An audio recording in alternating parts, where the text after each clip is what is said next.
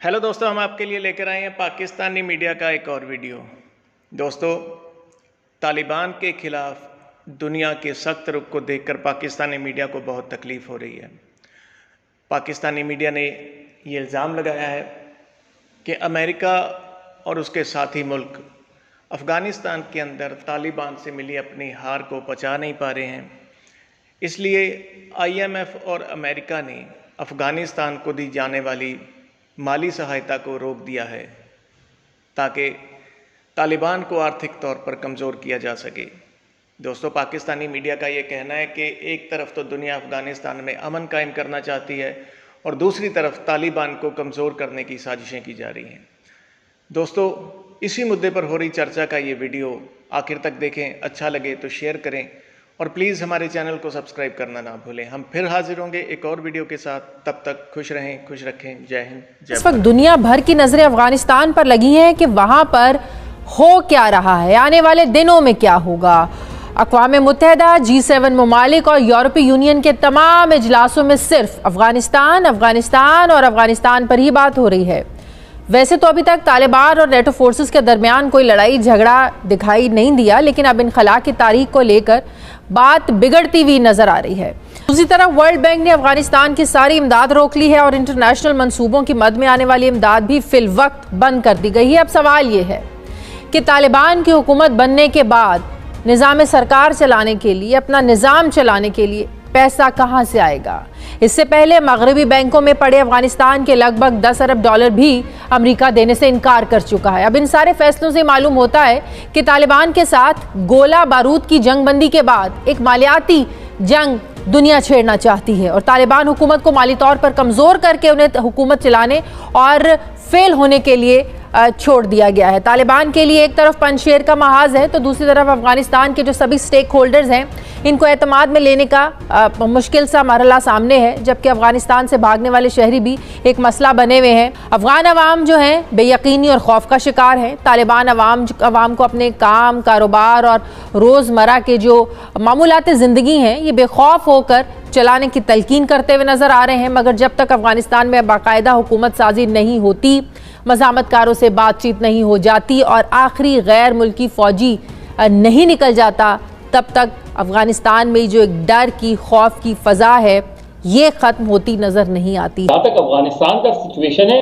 मेरा नहीं ख्याल कि तालिबान किसी दूसरे को अपने साथ मिलाने को तैयार हैं। वो बात ज़रूर कर रहे हैं, वो चीज़ों को सेटल, वो ये ज़रूर एश्योरेंस दे रहे हैं सबको कि हम आपके खिलाफ कोई कार्रवाई नहीं करेंगे जो माजी में होता रहा है। लेकिन मुझे नहीं लगता कि वो अपनी गवर्नमेंट के अंदर वो शमाली इत्तेहाद या दूसरे लोगों को शामिल करने को तैयार है। उनको सर, फिर ये ज्यादा देर तक सस्टेनेबल तो नहीं होगा। ये थोड़े अरसे के बाद लोग निकलेंगे, सर निकालेंगे, लड़ेंगे, शुरू हो जाएंगे। उसकी वजह यह है कि तो तालिबान की शूरा के अंदर ये जो ज्यादा मेजॉरिटी व्यू आ रहा है वो ये कि जी इन लोगों को जिनके खिलाफ, जिन्होंने अमरीकी इत्तेहादियों के साथ, अमरीकियों और इत्तेहादियों के साथ मिलकर हुकूमत की, उनको हम अपनी हुकूमत में क्यों शामिल करें। ये एक बड़ी डिबेट है। लेकिन जो सिचुएशन है वो ये है कि अफगानिस्तान में सीरियस इकोनॉमिक क्राइसिस है। आगे बढ़ के अगर वो बिल्कुल इस तरीके से सिचुएशन रही तो ट्रिपल हो जाएंगे। बहुत सिचुएशन बहुत आउट ऑफ कंट्रोल हो जाएगी। अफगानिस्तान में अनार्की हो जाएगी।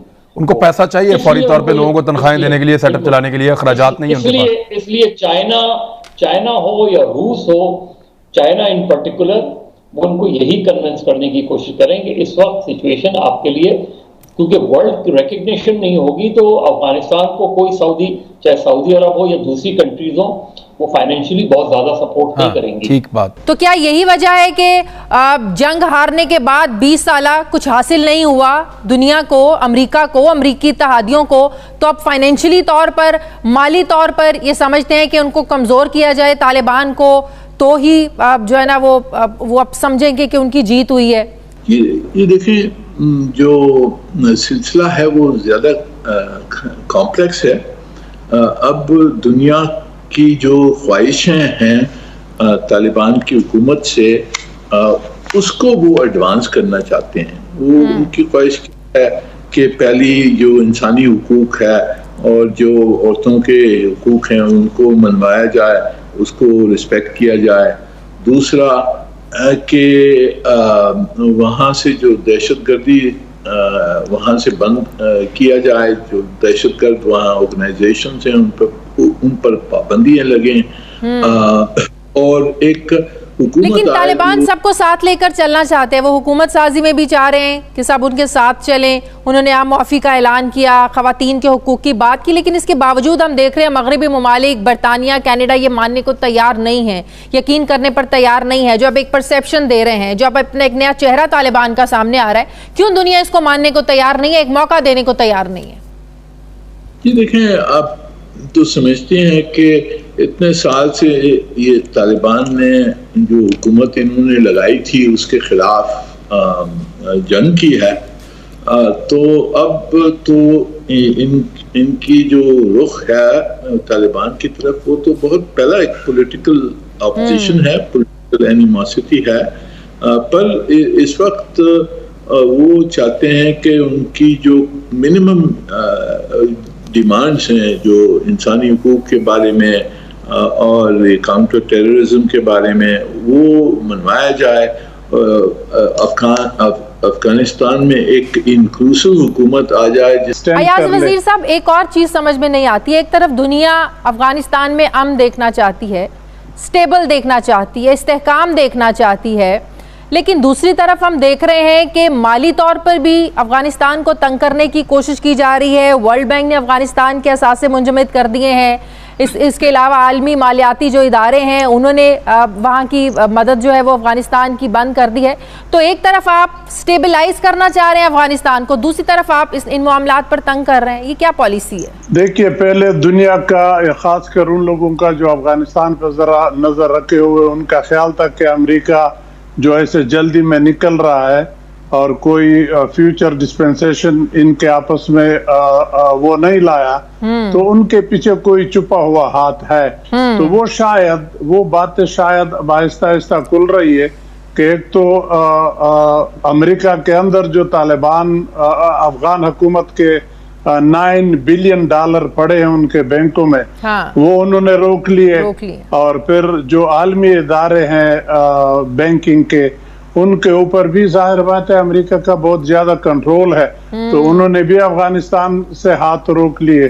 तो इसके एवज आप समझते हैं कि अमेरिका अपने कुछ मुतालिबात मनवा सकता है? जाहिर है अपने इंतजामात चलाने के लिए, माली मामलात चलाने के लिए जाहिर है आपको पैसे की ज़रूरत है, तो तालिबान आपको लगता है कि वो मुतालिबात जब तक नहीं माने कुछ हद तक वो बैकफुट पर जा सकते हैं? अब देखिए, ये तो हमें नहीं मालूम कि अमेरिका ने उनसे कोई ख़ास डिमांड किए हों, लेकिन आम जो नज़र आता है वो शायद ये है कि वो नहीं चाहते कि अफगानिस्तान इतना पुरअमन रहे जितना अब नज़र आ रहा है कि तालिबान ने भी बड़े पॉजिटिव स्टेप उठाए।